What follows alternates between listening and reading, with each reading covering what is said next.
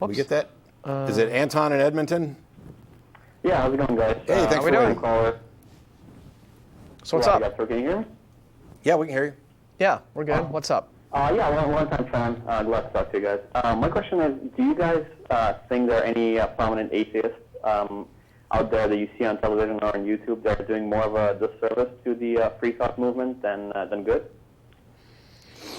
Disservice in what way? I mean, like, internal damage or damage to the perception of the movement? Because, honestly, you could make the case that anybody, any outspoken public atheist is doing damage to the perception of the movement because we don't all agree, and because many people despise atheists and atheism and the kind of things that movement atheism is working towards.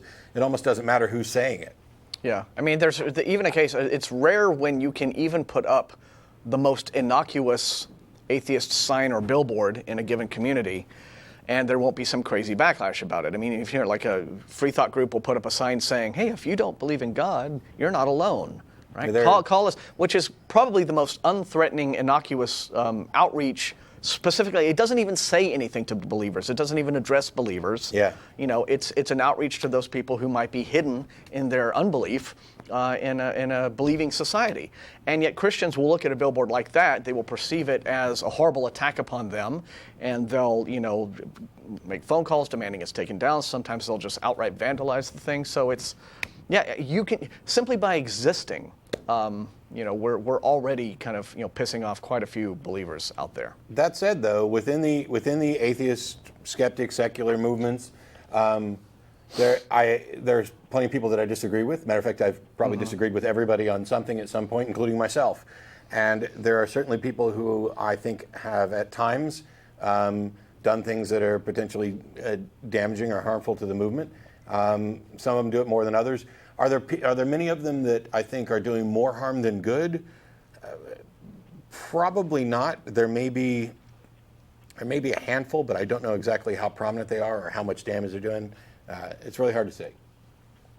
The reason I was thinking about this, I'm sure there are many people on the fence, and their first exposure to an atheist would be somebody like Christopher Hitchens. I'm a big fan of, but friends have told me that, okay, well, I don't know what I believe, or if I don't believe something, and Hitchens is a bit abrasive. Or personally, I'm not a fan of Bill Maher, and he's like in his comedy show, he even says people come up to him after the show and they say, well, I'm just like you, I'm a non-believer, but I think you should maybe be more cordial when you speak about stuff like religion or atheism, and he would immediately antagonize you just for disagreeing with him slightly. On the other hand, sorry. No, I'm in the position that it takes all kinds, that different people are going to respond to different things, said different ways by different people. And it's sad, and it's the reality is, if you're making your decision about whether or not you believe in God based on the personality of the person you interacted with who doesn't believe in God, you're already starting with some flawed reasoning.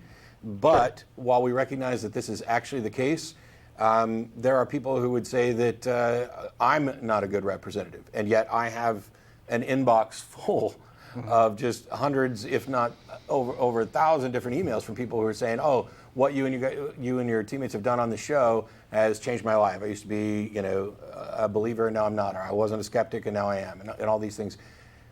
I have no problem with either diplomats or firebrands involved in the discussions surrounding this movement. I think we need both, because I think some people kind of need to be shocked into trying to challenge us. So there was a guy that, when I wrote for a website, just thought I was nuts. His name was Steve, and he would constantly try to prove me wrong, and this guy's just an ass. And he's an atheist now, because he spent that time desperate to prove me wrong.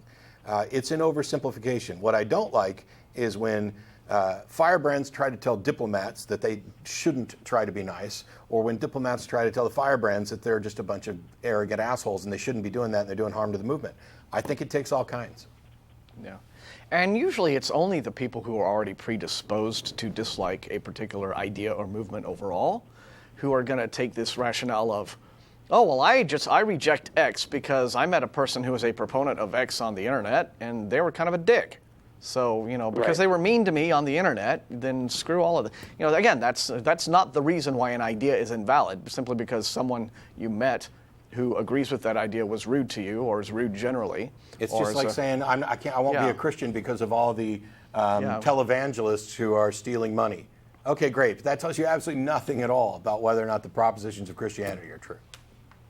But that's precisely it, because the concern is somebody who is prominent and famous misrepresenting what. I mean, it's a bit of a Scotsman, I guess, fallacy in a way. But, It's worse for Christianity because they do have this top-down view. It's not as bad for atheism because I don't represent all of atheism. Yeah. And if somebody thinks I do, I don't. You're wrong. Yeah, I mean, you're right. Religions are actually- authoritarian sort of by design. Atheism is all about arguing, and That was not came to this holding. question. I was wondering if we have somebody who would be the equivalent of, like, Bill Donahue, right? Who I don't see many Catholics siding with him when I see him arguing, because he's just out there, right? Yeah. So maybe thanks to Bill Donahue, we actually have more people on our side, I guess. So Well, I'm wondering if we have anybody that might do the same for us, where we would be. Anyways, I haven't think I'm encountered good. an atheist who is just as bad at arguing and who's as incapable of controlling his anger and emotion as Bill Donahue. But thankfully, Right. maybe because within atheism, a person like that would just get smacked down pretty quickly. I'm sure there are people exactly that dumb, who are raving on their own blogs that no one reads. But in terms of actual influential people.